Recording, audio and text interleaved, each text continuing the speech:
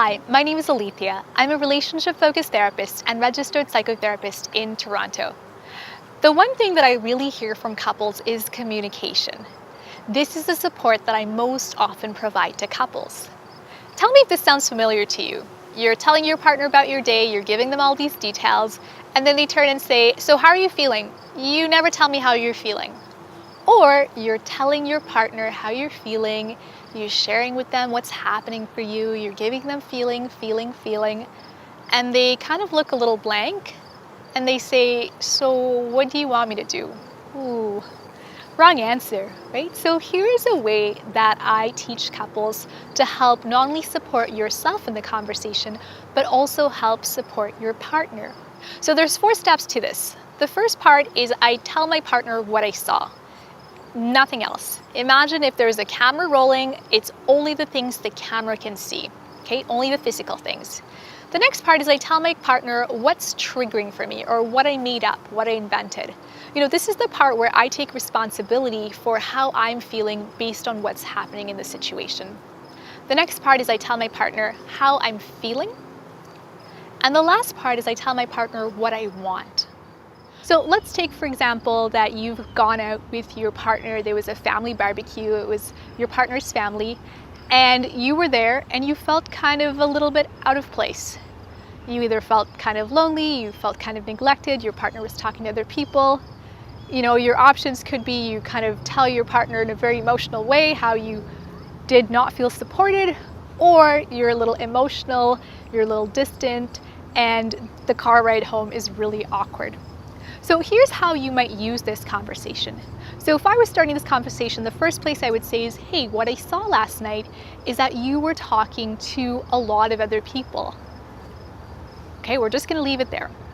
The second part is the part about what I invented. This is about, what was triggering about this for me. So the thing here is to take ownership for what's happening for you. Instead of saying, "Hey, you, I'm kind of helping support my partner understand what's happening for me." So I say, "Hey, this was kind of hard because what I invented was that you didn't want to spend time with me. I felt kind of out of place. I feel kind of a little bit out of place when I'm with your family." Okay, so the thing that you're doing here is you're telling your partner in a very gentle way what was happening for you.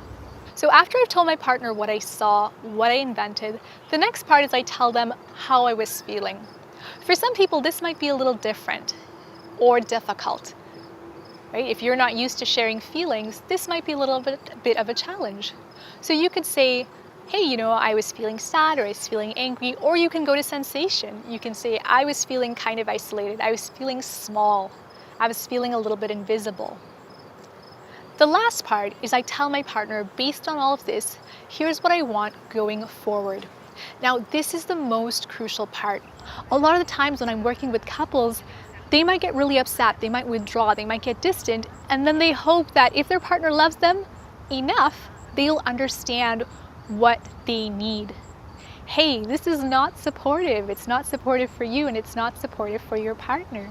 In using this conversation, the thing that you're able to do is really support your partner in supporting you. It doesn't really matter what the ask is. You ask for what you need, and then your partner will say, "Yeah, I can do that," or "Let's talk about this." So if we're talking about our family party, maybe I might say, "Hey, I'm kind of a little shy. I'm a little introverted, so I would feel more comfortable if for the first, let's say, 30 minutes, you didn't leave me. Yeah, you were just with me until I warmed up, until I felt like I could be more comfortable and I could talk to other people." Or I could say, "Hey, maybe I want you just to check in with me." Or maybe I even say, "Hey, I want you just to kind of hang out with me until I give you the signal that, you can leave." The thing here that I want you to keep in mind is that you don't have to have this conversation like a professional or like a robot.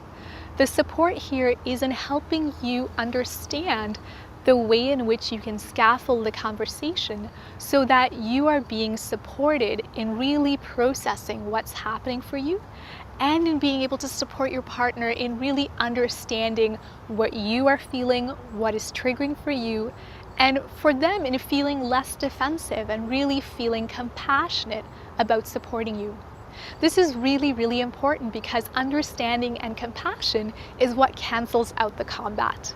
Now, if you would like more tools and evidence-based strategies on how to improve your relationship, please give me a call.